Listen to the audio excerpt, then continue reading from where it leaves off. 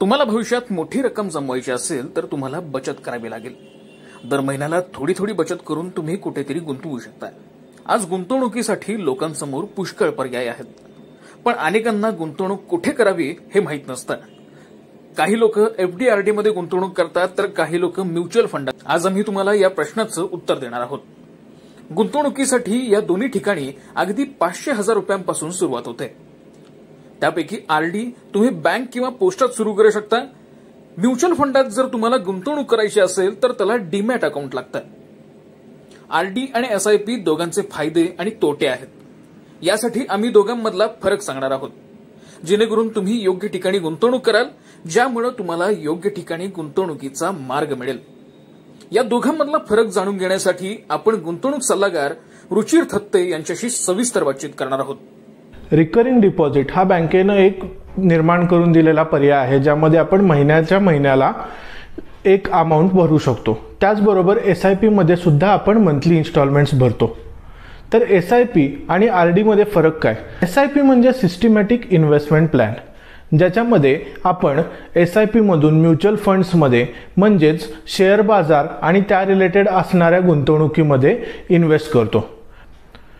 RD म्हणजे recurring deposit, म्हणजे आपण आपल्या ठरवलेल्या बँकेमध्ये दरमहा पैसे जमा करतो आणि आपल्याला मुदत संपल्यानंतर त्या पैसे आणि त्याच्यावरचं व्याज अशी एक रकमी अमाउंट मिळते। रिटर्नचा जर विचार केला तर एसआयपी म्हणजेच इक्विटी एसआयपी मध्ये आपण 12 ते 15% वार्षिक रिटर्न हे एक्सपेक्ट करू शकतो, पण रिकरिंग डिपॉझिट आपल्याला 4 ते 9% रिटर्न हे देऊ शकतात। एसआयपी मधील रिटर्न हे मार्केटच्या गुंतवणुकीनुसार अप आणि डाऊन म्हणजे ह्याच्यामध्ये व्होलॅटिलिटी असते। फिक्स्ड परतावा एसआयपी थ्रू आपल्याला मिळत नाही, पण रिकरिंग डिपॉझिट थ्रू आपल्याला फिक्स्ड परतावा मिळतो। एसआयपी ही मार्केट लिंक इन्स्ट्रुमेंट्स मध्ये असल्यामुळे एसआयपी ही जनरली लॉंग टर्म साठी केली जाते, म्हणजेच 1 वर्ष, 4 वर्ष, 5 वर्ष या काळापासून 25, 30, 35 वर्षांपर्यंत सुद्धा एसआयपी केली जाते। पण आरडी मध्ये आपण 10 वर्षांपर्यंत जास्तीत जास्त आरडी करू शकतो, म्हणजे 6 महिने ते 10 वर्ष यामधील आरडीचा काळ आपल्याला निवडावा लागतो। जोखमीचा जर विचार केला तर एसआयपी ही आरडी पेक्षा जास्त जोखीमदार असणारी असते, त्यामुळेच एसआयपी जनरली 5 वर्षापेक्षा जास्त काळासाठी केली जाते।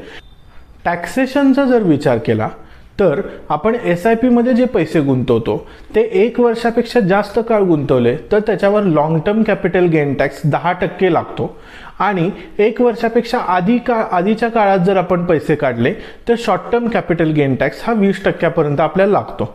पण आरडीची जी काय आपल्याला रिटर्न मिळतात ते रिटर्न आपल्या टॅक्स स्लॅबनुसार आपल्याला टॅक्सेबल असतात। एसआयपी आणि आरडी मधील सर्वात महत्त्वाचा आणखीन एक फरक म्हणजे लवचिकता। एसआयपी आपण कितीही काळासाठी करू शकतो, हव्या तेवढे काळपर्यंत वाढवू शकतो, आपल्याला नको असेल तर आपण बंद करू शकतो। एसआयपीची अमाउंट आपण सुरुवातीला कमी ठेवून नंतर वाढवू शकतो, किंवा जास्त असलेली अमाउंट कमी करू शकतो। आपल्याला एखादा हप्ता जर जमला नाही तर आपण कॅन्सल करू शकतो।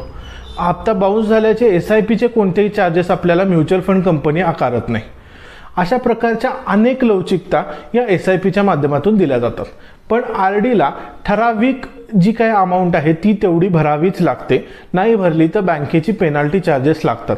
त्यामुळे आरडीपी ही लॉंग टर्म साठी खूप चांगल्या प्रकारे काम करते। त्यामुळे लॉंग टर्म गुंतवणूक असेल तर एसआयपी बेस्ट आहे, आणि शॉर्ट टर्म म्हणजे 1, 2 ते 3 वर्षासाठीची गुंतवणूक असेल तर आरडी मध्ये गुंतवणूक करायला काहीच हरकत नाही।